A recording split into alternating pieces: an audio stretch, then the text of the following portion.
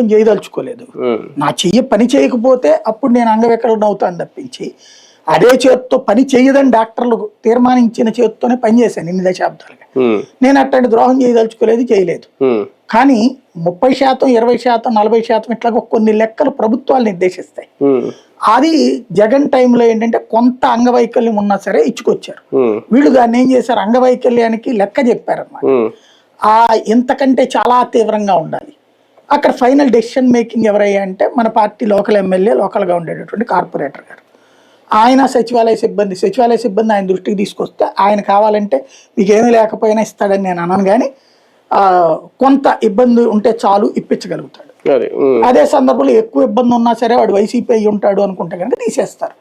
ఇదివరకటి రోజుల్లో జన్మభూమి కమిటీల ద్వారా అప్పుడు ఒక యాప్ పెట్టి ఆ యాప్లో చేసిన పని ఏంటి, అప్లై అందరినీ చేయమంటారు సర్టిఫికెట్. అప్లై చేసిన తర్వాత ఫస్ట్ ప్రయారిటీ ఇతను తెలుగుదేశం కార్యకర్త కాదా, తెలుగుదేశం కార్యకర్త అయితే ఫస్ట్ ప్రయారిటీ ఓకే, కాదు పోనీ ఏ పార్టీ, ప్రతిపక్షం వైఎస్ఆర్ కాంగ్రెస్ పార్టీనా, కాదు మరి ఏ పార్టీ, కాంగ్రెస్ తటస్థుడైతే గనక ఓసారి వెళ్ళి కనుక్కోండి మనకి సపోర్ట్గా వస్తాడు ఈ పథకం తీసుకున్నాకంటే అతనికి ఇద్దాం, సెకండ్ ప్రయారిటీ. అది కాదు అనుకుంటే గనక ఆపేద్దాం వైసీపీ అయితే గనక. ఇది ఆనాటి ప్రయారిటీ.